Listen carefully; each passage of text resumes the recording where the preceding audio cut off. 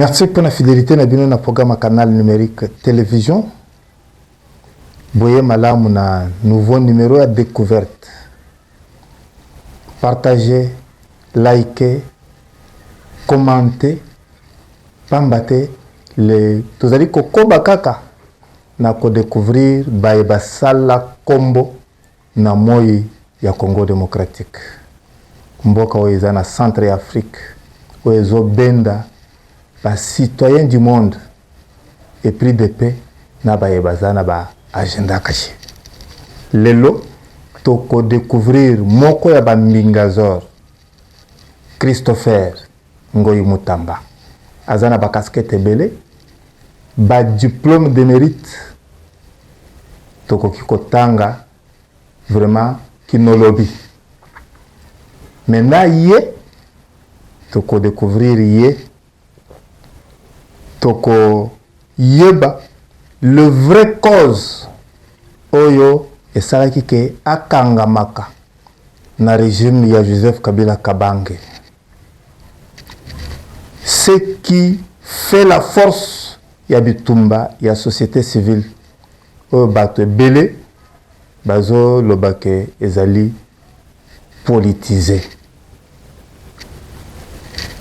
Ce qui peut être rectifié na mayeba libère ya société civile bazali kosala ndenge lelo ba lobby est commis pluriel.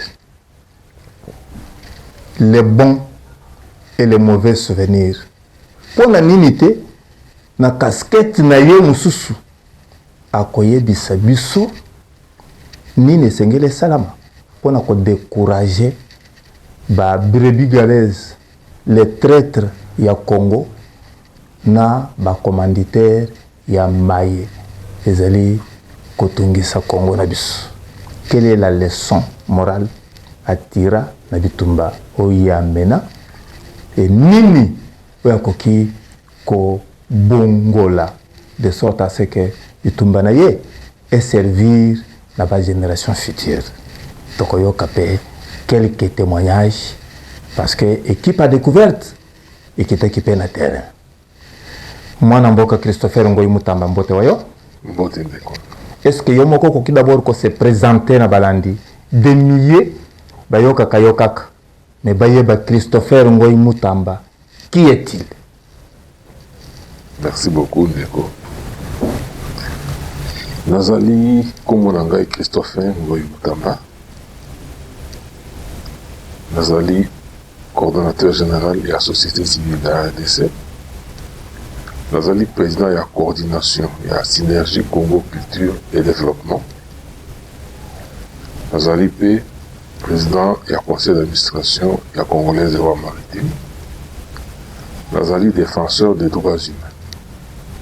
Nasuyo Rawana pour Nazana Isale Bélé ou Nasalaka en même temps pour la conseil de Samboka et pour la conseil de ça Baï Congo donc population. Aza seigneur te aza père de famille. Oui, Naza père de famille. Naza père de famille. Na bana mususu ba comité ba responsable. Ba organiser pe ba structure. Mususu ba maman ba bota na petits enfants. Ah, oui. Vous avez déjà ba voix sans campagne. Voilà. Naza na ba petits enfants. Et Naza Moko Nakati a une grande famille, c'est-à-dire j'ai des grands frères, j'ai des petits frères, moi-même je suis jumeau. Ah bon? J'ai ma soeur jumelle, la Botamana Moisi. Ah, faux jumeau, hein?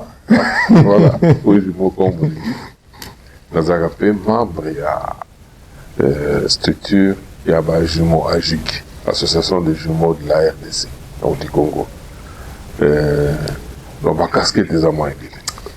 Na yo nde toko découvrir ba valeur musus caché ya Christopher Ngoyi Mutamba. Betelevisiona lisolo.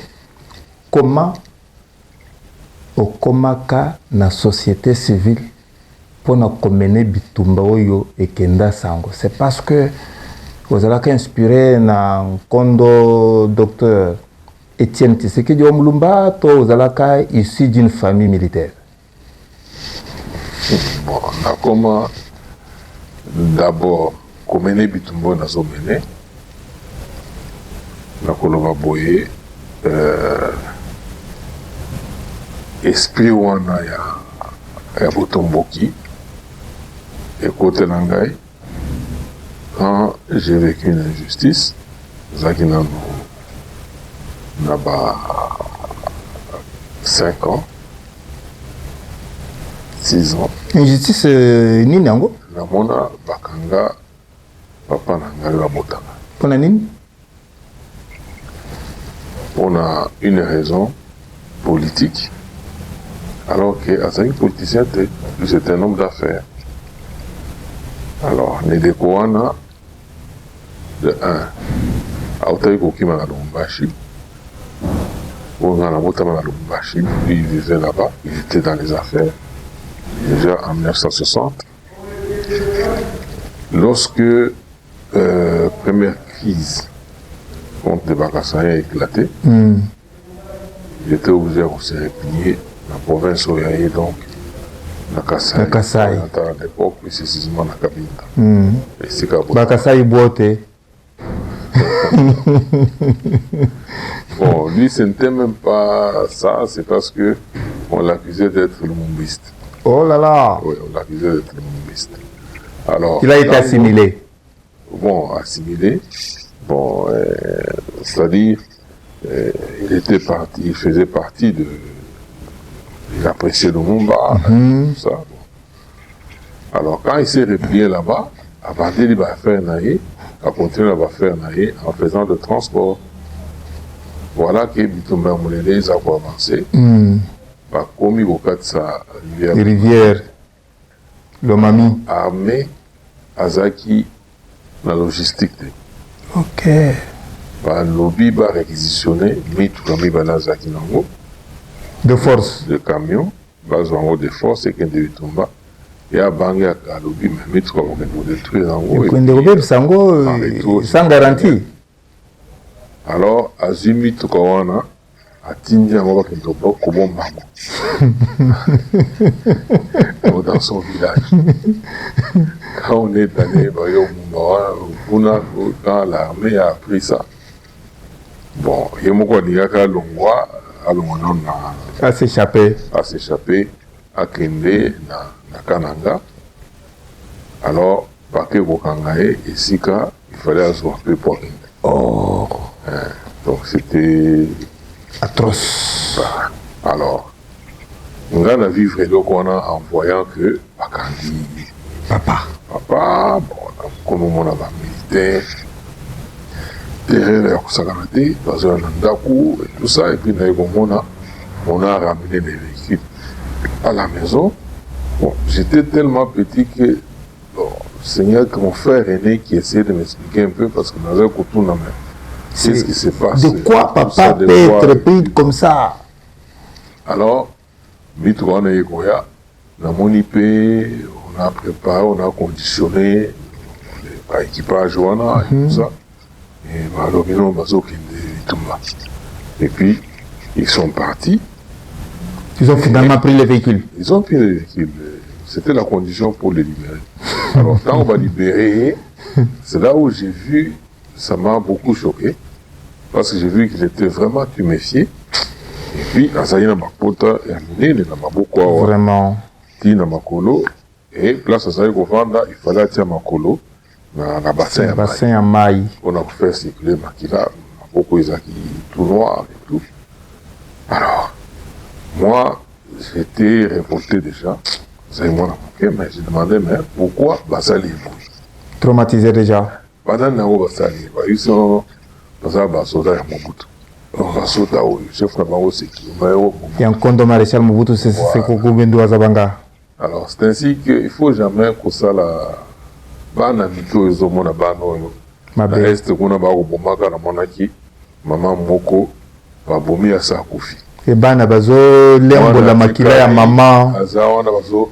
Alors biloko wana ebunga kate oui kotikalaka vraiment na mutu mwana wana ça sera très difficile quand il s'abattre passer ma campagne.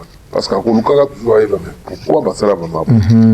Alors, pour ce qui me concerne, dès ici, dans la Jura, dans le lobby, Mobutu a comme donc ennemi Nangai. C'est ainsi que tout le temps, où il y a un certain moment, même mon propre père me conseillait, non, Kolanda Wanate, ainsi de suite. Moi, j'étais contre Mobutu, on a vendu combattre. J'étais encore tout jeune. Et jusqu'à ce que Makamou Souspé Nazaï Komona, ils ont aussi Bessangate ou Azaï Kosala. Pasoda Naï, arbitraire. Ils ont renforcé Kandala. C'est ainsi que, pour moi, je ne demandais même pas à Moutou à conscientiser Ngaï, Moutou. Après Ngaï, voilà. Alors, na, et là, on a des fois été Nangaï, ça c'est injusticié. C'est-à-dire que Moutou a m'a bêté, parce que Moutou m'a bêté, mon thème a vibré.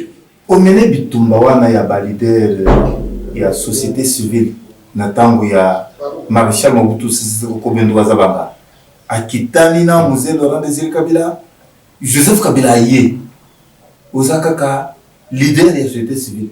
Mais quelle a été la cause réelle ya kokangama na yo na tango ya conseiller Joseph Kabila Kabange?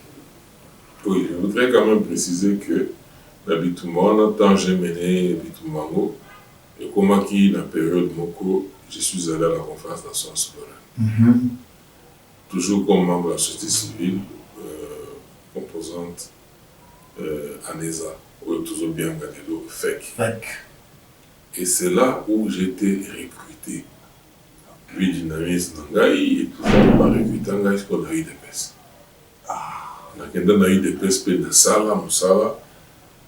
Comme j'étais encore trop jeune, on m'avait recommandé d'aller à la base là-bas, redynamiser le parti. C'est ce que dans Moussala, la base, tant qu'il y a eu l'élection après, conclave à Bondeko.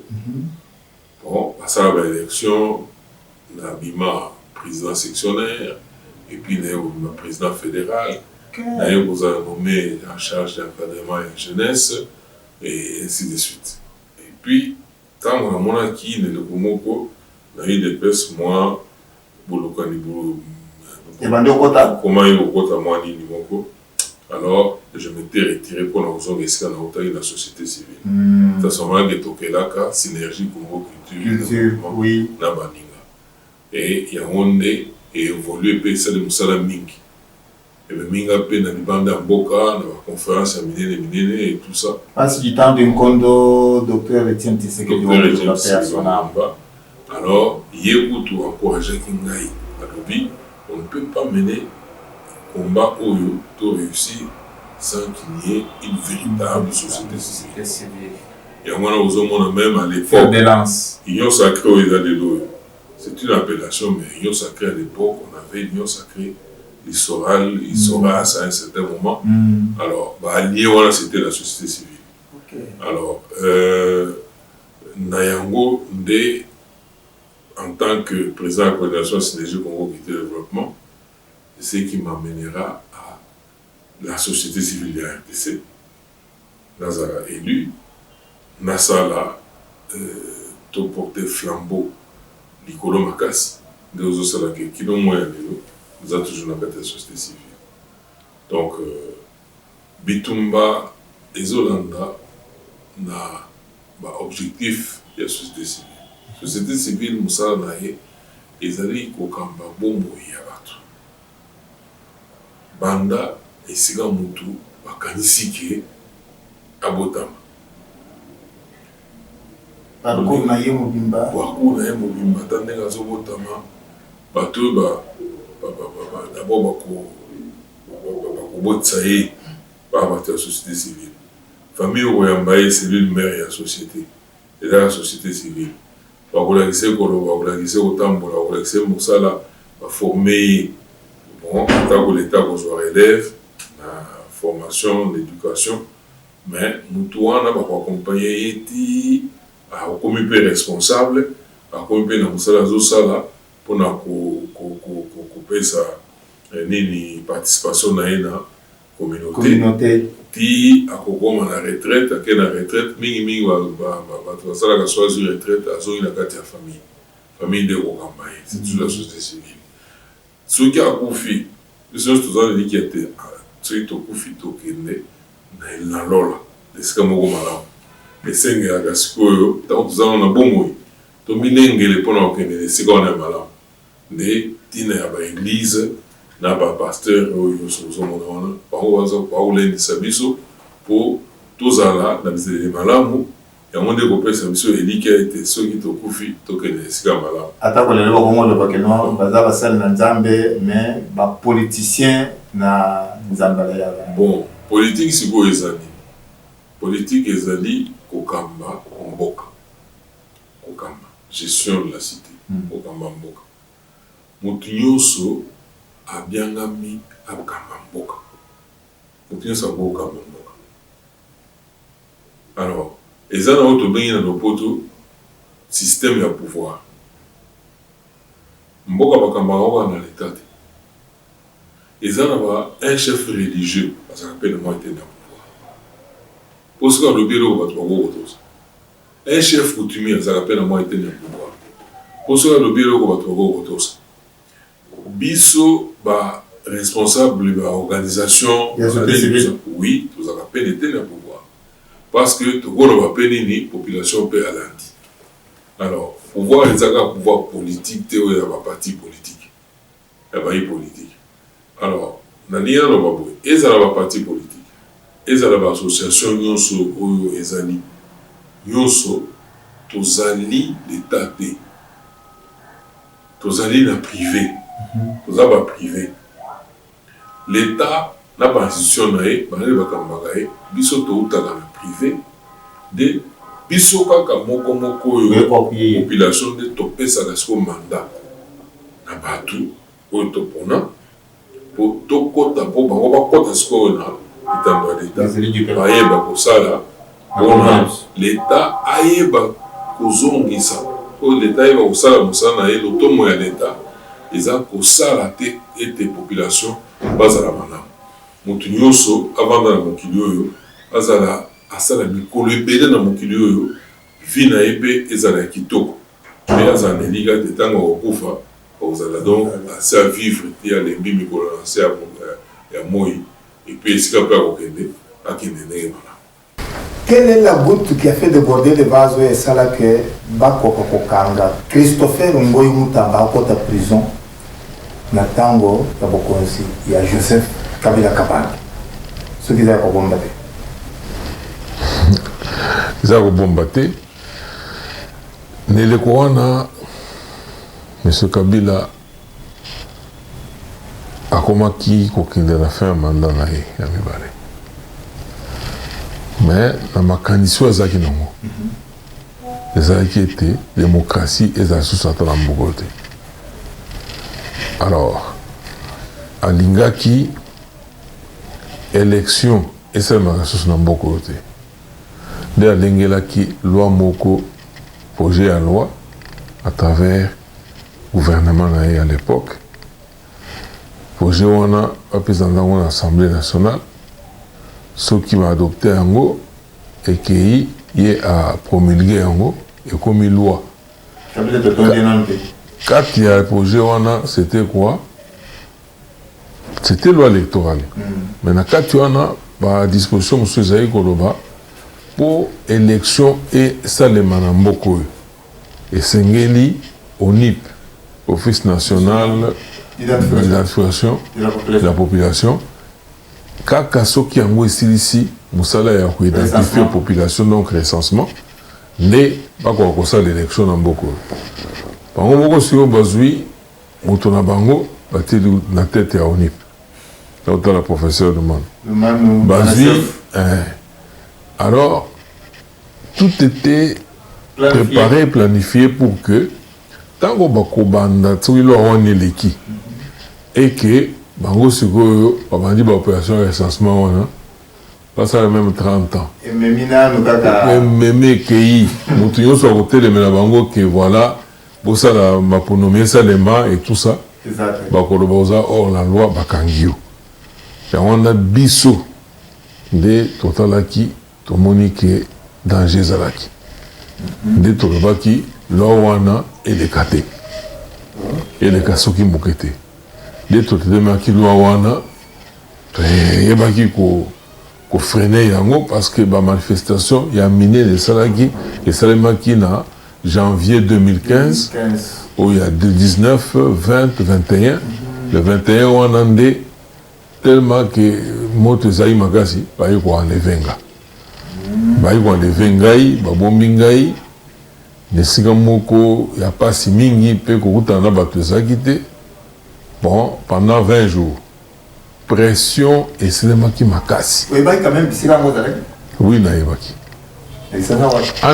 en face ya primature mais na nsima kuna donc kobomba vraiment kobomba lokola babombi poli alors na eleko wana pression ezalaki makasi na koremercier vraiment bacongolais pour basali pression makasi et puis na profiter na remercier États-Unis d'Amérique parce que na eleko wana batindaka envoyé spécial ya Barack Obama la personne de M. Rasfengol ayaka mpe abeti likofi na mesa alobi motu wana soki asali likambo bosambisa ye mais kobomba ye boye esika bobombi ye toyebi te et tout ça donc pression ezalaki makasi epuis nde esika namonaki ke barwandais mpe bazali na kati ya makambo oyo mpo namonaki même une équipe de rwandais place bazali kobomba ngai baye kotala kovérifie soki nazali envie to naza ndenge nini et tout ça bayebisi kaka no toyei kaka kovérifie soki oza envie bon et tout ça nazotala bi barwandais bakoti na makambo ya sécurité ya mboka susu ndenge nini wana ali parenthèse donc yango nde etindaka bakanga ngai ntango bakangi ngai après 20 jours balakisi ngai na population devant presse et puis plus de la moitié ya gouvernement bavandaki wana avec je crois 11 chefs d'accusation dont atteinte à la sûreté de l'État de là bamemi nga na parquet général de la République kuna narumelaki te bon bamemi nga na Makala na prison ya Makala na prison ya Makala naboyi kosamba parce que bazoyo basambisa ngai alors que bamanse oyo tosalaki eza bamanifestation et tout ça on était toujours dans la loi tozokomela hôtel de ville tolingi tosala boye na boye tozwi kopi meme ya manini wana sans problème alors ntango bakangi ngai pendant ke bazosambisa ngai nane bakendeki kosala perquisition na ndako bakendeki kosala perquisition na ndako bakuti ke baautorisation nyonso wana ezalaki parce que moto azali kosambisa ngai azotelefone na baoyo bakendeki na ndako alobi bon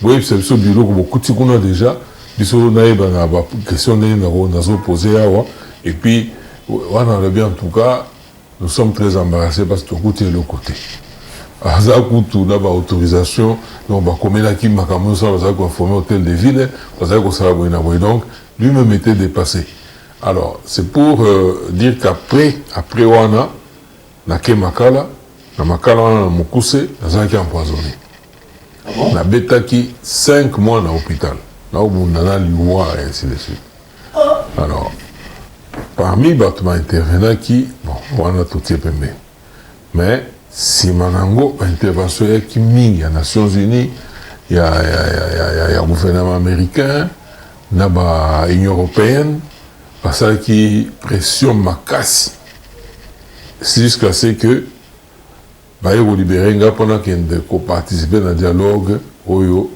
ya cité de l'OUA ya Eden Kodjo ntango nabimi naboyi mpe kokende na dialogue wana alors c'était quoi nini omonaki ke balingi bakunda yo mais wana ezali dialogue te c'était déjà connu ici nango nde na récupéré place na ngai na oyo ezali kobenga RASOP parce que bien qu'étant en prison organisation na ngai ezalaki membre ya RASOP nde récupère place na ngai toliti toréclame pasa la dialogue sur ya solosolo nde oyo eyaka kosalema na 5 ans. Oui. Mais malheureusement dialogue yango ezali toujours na oyo te na monsieur Kabila parce que suka nango ezalaki oyo tozali kozela te. Je suis mieux placé pour me le dire. Alors c'est là qui nini ceux qui ont combattu parce que tu dis que non moi miracle salamaka babimisi mutu de la prison à la primature et puis azalaki quelqu'un de l'opposition débauché et puis bino bokei pour ça le dialogue au lebi suite nango ezalaka oyo bozalaka te c'était quoi? Oui, surtout quand ça qui suite nango ezala opposition. Oui, mais baloba qui primature faisait dans l'opposition. Opposition, il y a solo. On dit qu'il y a pas de primature. Mais M. Kabila a une stratégie tout technique. Il y a aucun Kozwaka, bateau assis à Bendi Bango, parce que c'est mon Congo dans l'opposition à l'époque. Il y a des Azouza Bango Lobby, n'a nommé Moutouboua comme Premier ministre, mais à Zakaka opposition, et ainsi de suite. Mais il y a un gros zéro ça encore sommingi. Donc, dialogue wana et ce qu'on appelle ça madame tenir tout cela. Bon, malheureusement, dans le dialogue on est sili, quand on a mikulé la ndiona, bon, docteur Eugène Segeli a tiki biso. Voilà. Le boulevard s'est créé. Oui, on a dit que bon, le boulevard s'est créé et tout ça, mais sans compter quand même, la pays à Congolais, mais il y a moi à la personne de Félix Antoine Tshilombo. Pour les alliés de mon Kamambo. Équipe qui a découvert équipe qui n'a terrain. Pour le premier témoignage avec mon avocat David de Kalonji, le patriote. Bon, c'est à cause de moi.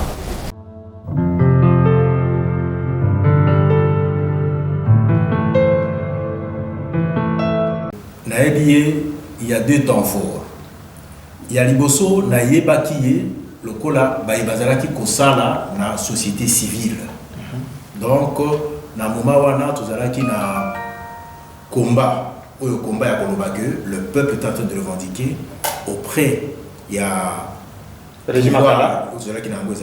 dictature, qu'il fallait indexer le salaire du fonctionnaire de l'État na coût de la vie.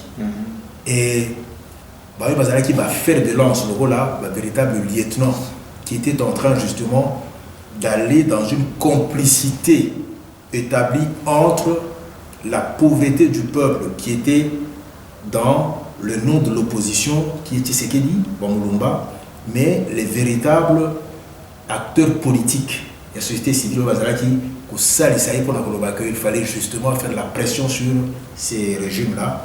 Il y avait Christopher, avec bien d'autres grandes batteries que nous avions connues, comme par exemple Mama Issalou, la docteur Nombi.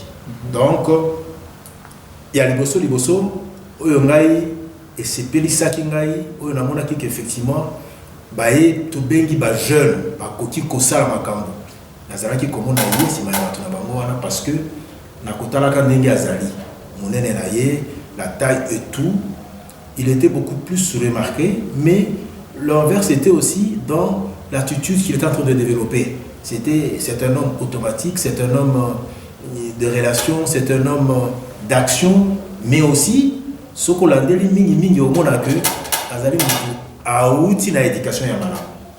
Donc, comme on a que, à l'école de la formation, c'est un chrétien, au vrai sens du mot. Donc, nous sommes au Tingi Kotuna, ceux qui Moutou Azali chrétien, au coup de la Kati, Moutou Azali un vrai citoyen du monde, où Azali ko respecter ma valeur, puis Azali ko sale la yango.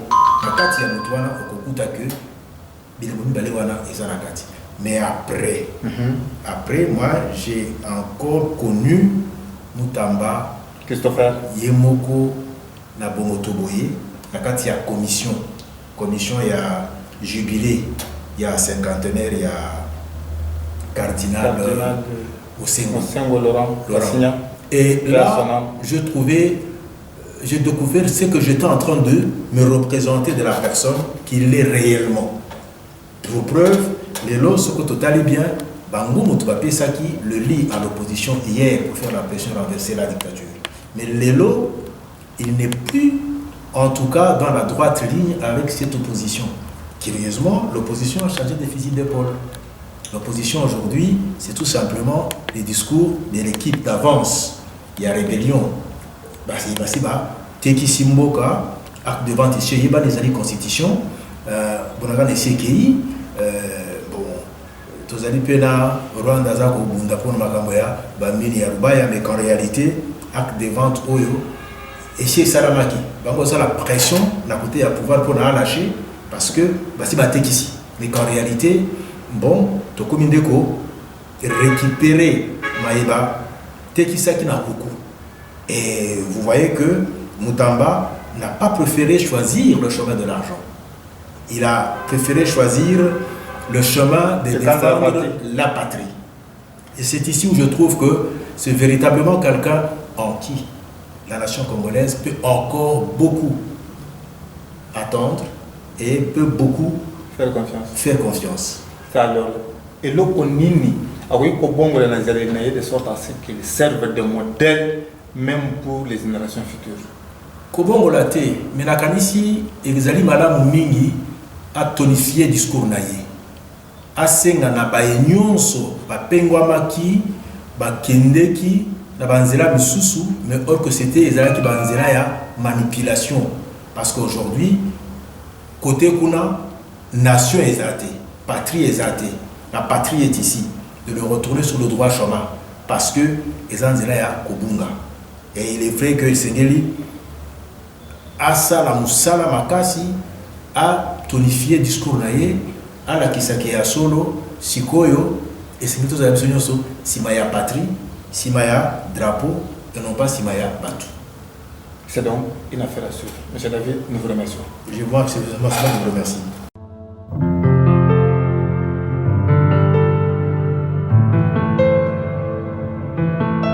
Nakolanda mwana mboka David Kalonji le patriote azo senga Christopher Ngoyi Mutamba a tonifié discours na ye et puis a koka ko convaincre ba traître ba koka kozonga na nzela ata kwa lobi esengeli to découvrir pe ba valeur mususu na ba casquette vous allez coller Maloba mboka oyo mana mboka Christopher Ngoyi Mutamba Matondo. Bon, d'abord le baboye, bon, ba casquette na zana ngwebele.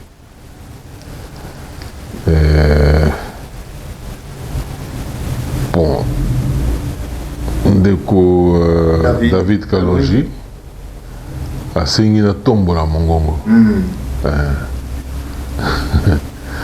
Nako tombola mongongo mais les koyo ba tombola mongongo soki mbeba eluti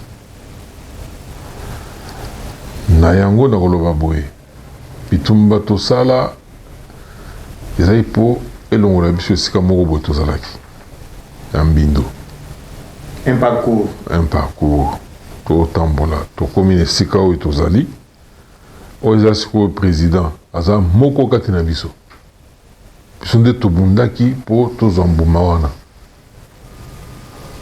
esengeli tolendisa yango tokolisa yango mpo tomema susu mboka na esika mosusu ya likolo kasi eza na baninga mosusu to bandeko mpo na bango lokola biso tobundisaka pouvoir ya Kabila eke pouvoir mususu président mususu akoti na esika wana esengelaki kaka biso tobundisa ye mpo na bango lotomo ya société civile ezali kobundisaka pouvoir ana koloba boye société civile aza monguna ya bokonzi te soki bokonzi to gouvernement esali malamu il faut appuyer soki esali mabe wana nde tokotelemela yango mais soki bokonzi eza wana eza kotonga bauniversité otonga banzela tout ça même na niveau ya droit de l'homme bambeba mosusu toyebaki ekiti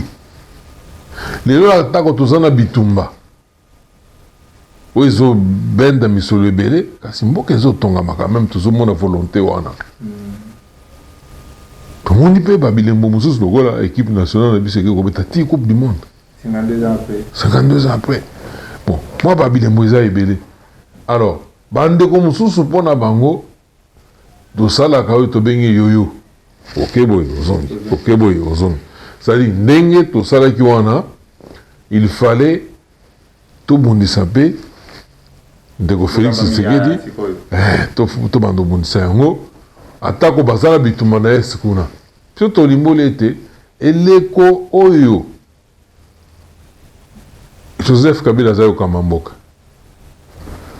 azwaki mpe bitumba atako toyaki kolimbola nsima ke ye moko nde azali kobetaka bajeu wana mais leleko wana biso tozali kobundisa ete totali lobe koyoka azala bitumba lotombo na ye nde esili asilisa bitumba ye nde aza na makoki mpe responsabilité ya kosilisa bitumba wana tozali kobende na nsima te tozali kopesa ye moka kozwa atako tolukaki tozala na ye to na parti na ye te apesa biso mosala te nini te me tozali koloba ye nde aza na makoki ya kosilisa bitumba wana esengeli asilisa yango asilisaki yango mpe na lolenge ye moko ayebi. Alors, qu'est-ce qui doit être rectifié ou recadré na lutte société civile azali komene lelo atako bazobianga ngo pluriel? On doit changer quoi? Voilà. Qu'est-ce qui doit être rectifié?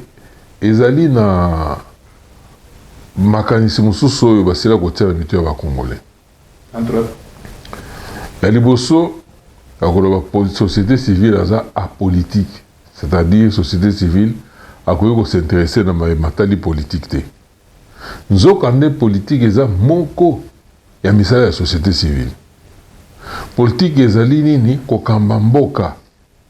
Nani asengeli akamba mboka, kolo mboka to mwana mboka. Mwana mboka nani? Souverain primaire. Ntango oyo ozoyebisa ye mwana mboka esengeli akamba mboka, po akamba mboka bakongolais nyonso bakendeke bayingeli na kati ya parlement te baponaka bantomo na bango batindi kuna. Les élus du peuple. Les élus du peuple. Kasi yo ntango okoyebisa ye aza souverain primaire, c'est-à-dire kolo eloko ozoyebisa eke politique etali yo te kotalaka makambo ya politique te, alors que esengeli bantomo oyo atindaka maso bazosala bazongelaka ye eleko na eleko baya kopesa ye rapport na bavacances parlementaires na suka ya manda na bango ye moko kolo masolo souverain primaire ye nde akotala oyo asalaki malamu akoki mpe kozongisela na mosala wana oyo asalaki mabati ye pembeni aluki motu mosusu oyo amoni ete aa na makoki ya kokamba to ya kokende kotalisa elongi na ye na lolenge malamu aponi ye atindi ye wana koloba population to souverain primaire aza apolitique elingi koloba eloko na yo moko opesi yango mokongo. Donc oyo bantoma otinda ye kuna bango bakomi kosala oyo balingi sikoyo nzokande yo ntango kotala omoni ke masolo ezotambola mboka ezotambola malamu te yo moko nde responsable parce que bato oyo otindaki bakosala oyo balingi yo moko oboyi baya kopesa yo rapport redevabilité eza te mpo yo moko betie bango mokongo eza na bato bayebisaka bakongolais oyo basouverain primaire ke bakoki kosinteresse na politique te wana eza erreur monene ya mibale ezali oyo nalimbolaki na ebandeli ya émission bato ebele bayebi kososola monene ya société civile te banani yango bazala bamembre ya société civile rapport nini eza entre société civile na l'état na bainstitution bayebi kolimbola yango te je crois que nalobelaki yango déjà na ebandeli émission mais awa nalingi nazongela mpona koloba ete soki tososoli masolo wana te bamosusu bamonaka société civile eza soki association Association, oui motango moko boye soki basangani bakomi société civile même oyo nga nazokamba nakoloba teke yango nde société civile yango lobe non société civile eleki monene biso tomipesaka mosala ya kosala ete tozala lokola anima esprit ame ya société civile wana tobanda kosala oyo bakongole ata kongole moko azala wapi mosika kuna bosenga na ye etosama epuis na lolenge tozosala po te leta ayeba kozongisa bolamu to kosalela bato ata bayebani te baza mosika bamonaka leta ayebi bango azosalisa bango ainsi de suite nzokande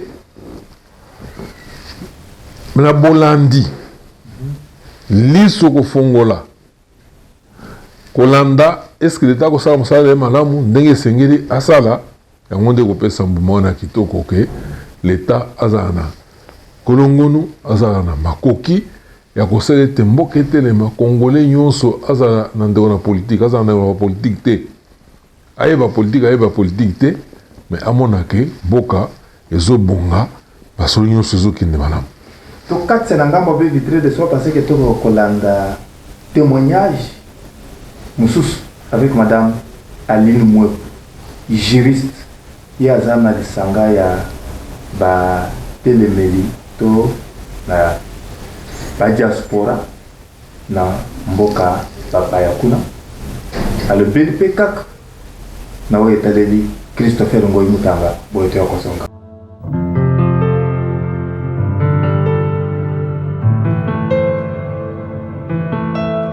Alors, je m'appelle Aline Mwepu Kifwane.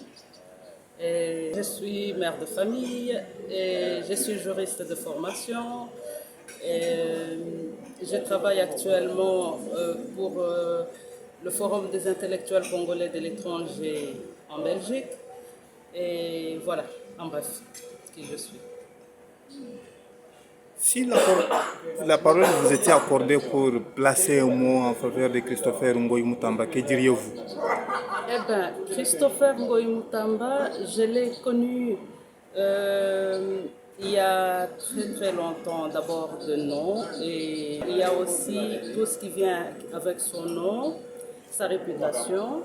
C'est un homme très très très brave, très courageux déjà, quelqu'un qui m'a appris de par sa personne, en le regardant très imposant, très grand, très fort, mais qui a une très grande humilité, beaucoup de maîtrise de soi. Déjà quand il parle, vous sentez la tempérance, vous sentez le calme, il respire en parlant, et c'est quelqu'un qui m'a appris beaucoup de choses, parce que il faut que je le rappelle, j'ai œuvré aux côtés de Christopher Ngoyi dans la société civile de la RDC avec les autres compagnons comme Jean Bosco et les autres.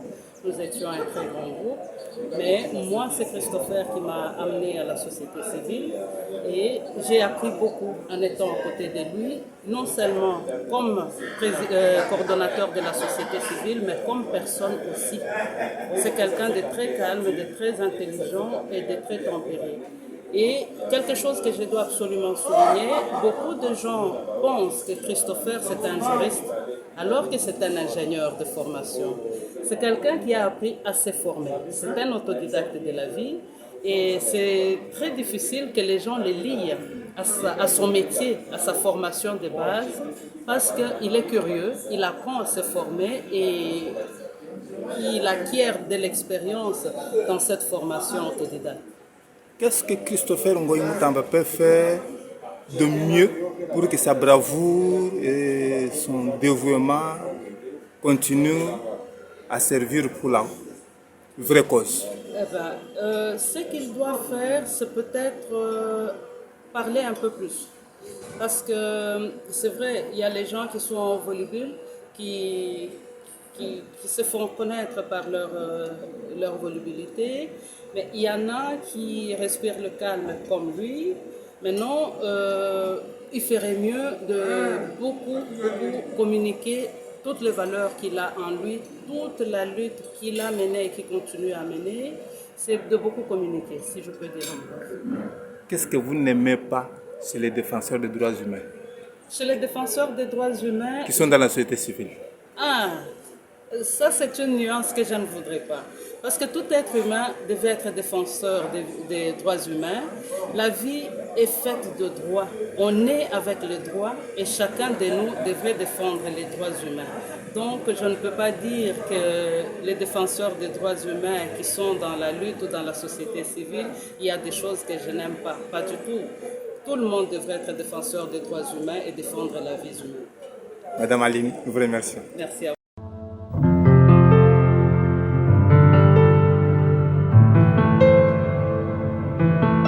Voilà, toyoki Maman Aline Mwepu.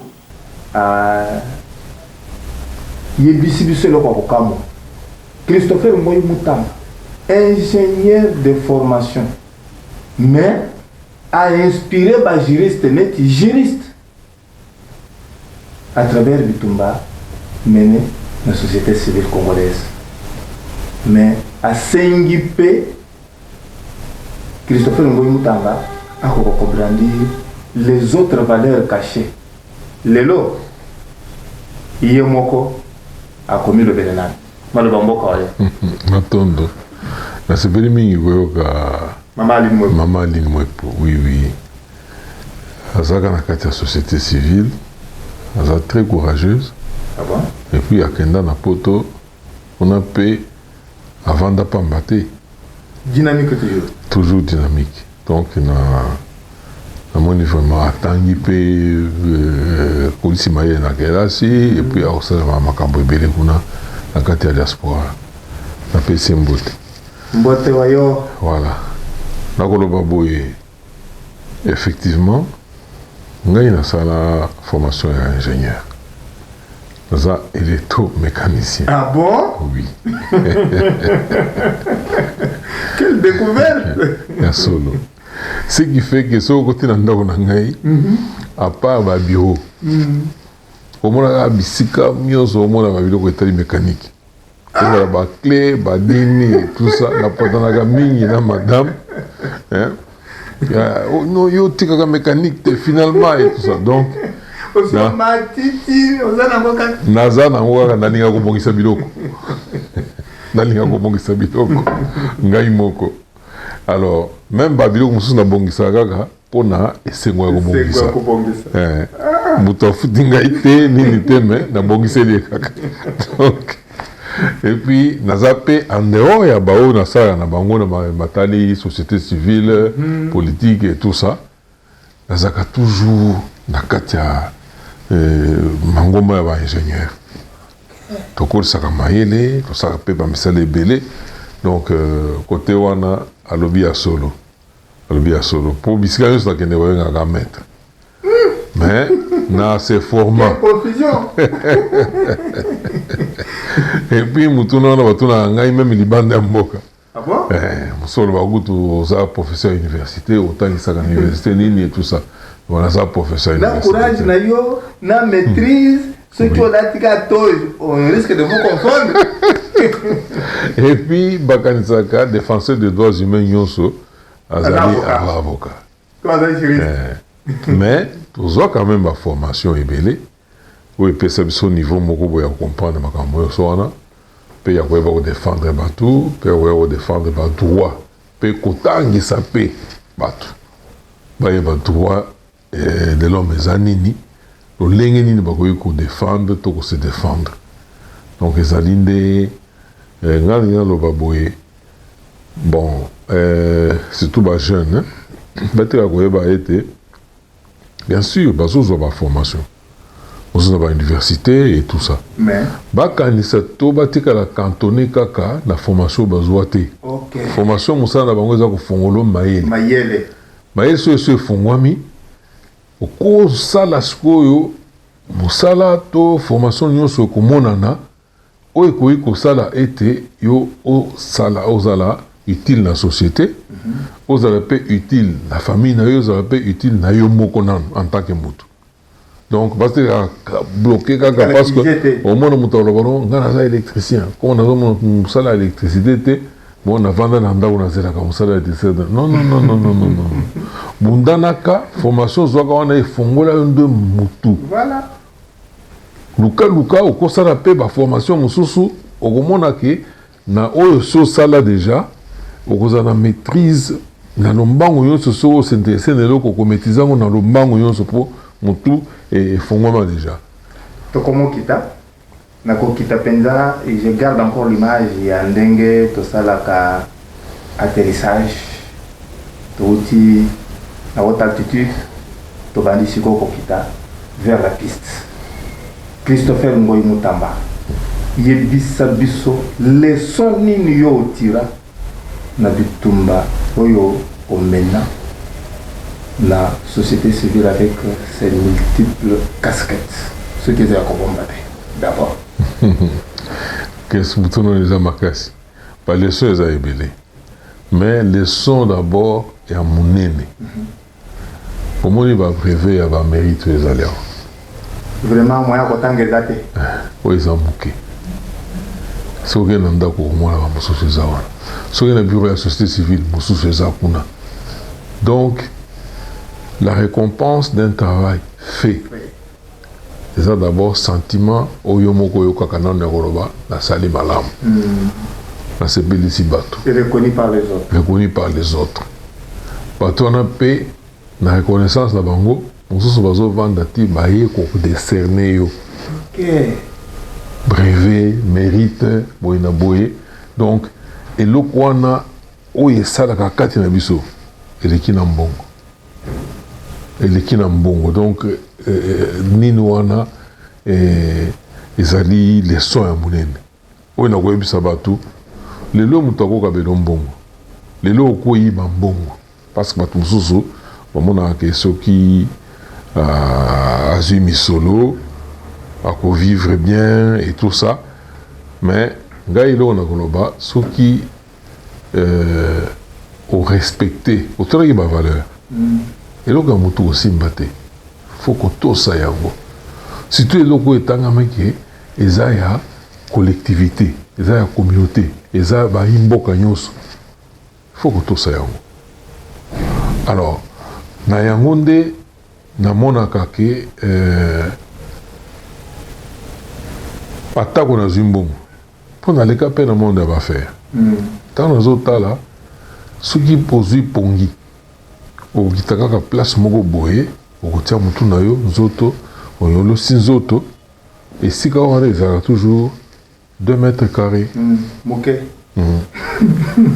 okolala olaleli immeuble boyebimbo te ata na kati ya immeuble na kati ya ndako na kati ya chambre ezaka na place moko eteni moko kaka boye batondi kaka mwa esika moke wana ata immeuble yango ezaka kontant d'étage nzokande na esika wana sikoyo omona mpe esika bakundaka biso ezalaka 2 mètres cubes même moins que ça c'est profond alors tina nini ya kosala bato mabe alors tina nini oui mpona kosukisa quel est le bon souvenir que garde Christopher Ngoyi Mutamba et pourquoi pas le mauvais s'il y en a avant ya kopesa message tuna eza makasi le bon souvenir eza mwa mingi mokolo Maréchal Mobutu Kukubendu wa Zabanga Kukubendu wa Zabamba asalaka discours ya koloba asali nini multipartisme. Comprenez mon émotion. Voilà. Mokolo wana na talaki parce que tobundaki pendant très longtemps. Et moi peut tous avez komona découragement comme côté la biso. D'abord. Il m'a pas se trahir publiquement. Mais tu as komona boui. To meki même aucun de voir na exil banda mboka. Tali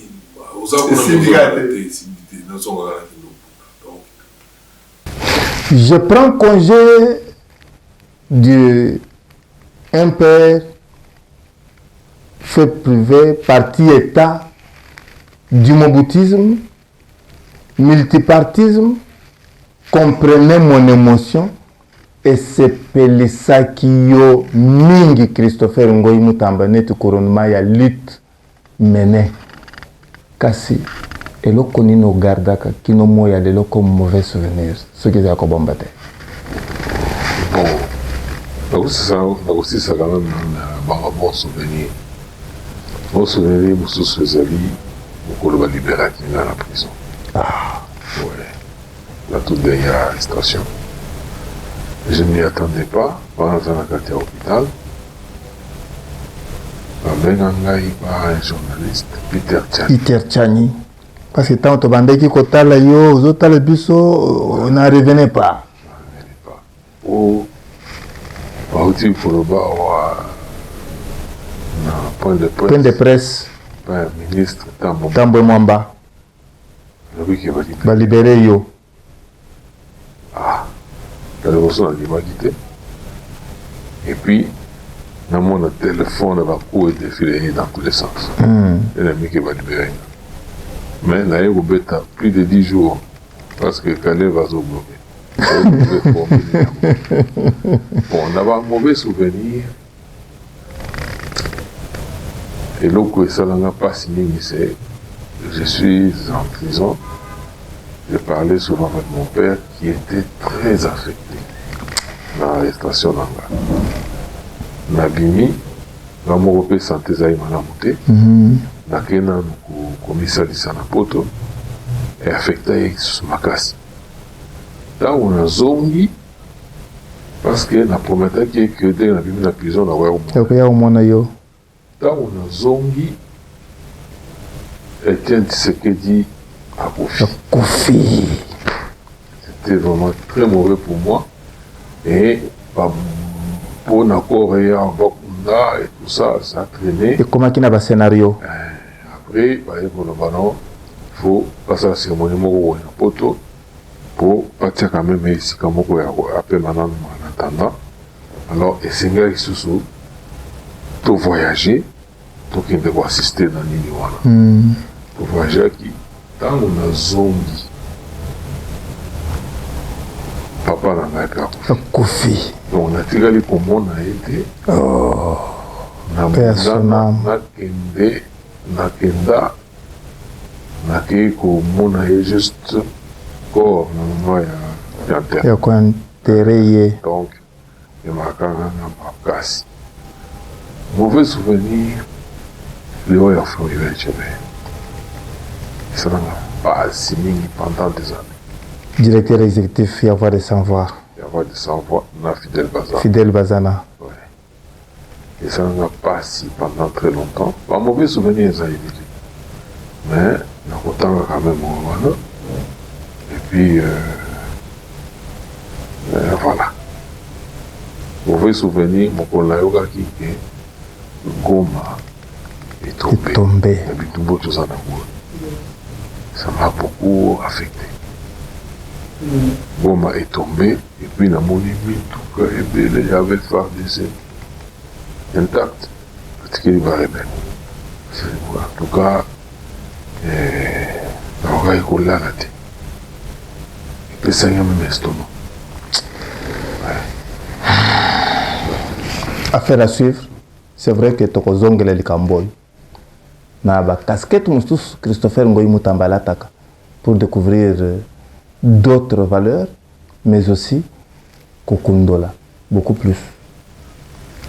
Ba cause profonde, ya bitumboyo, comment ko décourager ba traître yandako et puis ba commanditaire. C'est vrai que Bangonde va dire qu'on envier Bomengo au Congo. C'est donc. Yamouké, comment vous découragez ma traite? Là, on va pas mourir. Comment vous découragez ma mouille Sengeli Namo, comme c'est l'actualité. Tobo Yake, Papillon Solo, batraître oyo bazwa manduki baboma bacongolais oyo bazwa manduki baboma bacongolais baya lisusu na dialogue wana nde eza koencourageaka bato ata obomi bacongolais ndenge nini bon ndeko moko boye bakoya kobenga yo bavandisi yo na dialogue bapetoli yo bapesi yo mpe ngala ya kodirige bato oyo obomaki to bandeko na bato oyo obomaki biloko wana mpona kodécourage batraître esengeli congolais nyonso atelemela likambo oyo bato oyo baboma oyo eza mbala ya suka bakonyataka lisusu oyo mbala oyo bakonyataka lisusu na eloko oyo babengi dialogue te ata ndenge. C'est donc une affaire à suivre. Tout quoi découvrir qui se fait un goy mutamba mais pour na ba aspect oyo tikali tokozongela ngo na kombo ya Daniel Chisungu, Georges Nkongolo, Firandongala, Padou Bombusa, Mampinga na longa tribune, il y a découverte François Mukanda à Tondibino, Tokutani Balasima. C'était vraiment bon. Oui, merci beaucoup. Il y a eu des bonnes questions. Formidable. Merci infiniment. Merci. Merci beaucoup.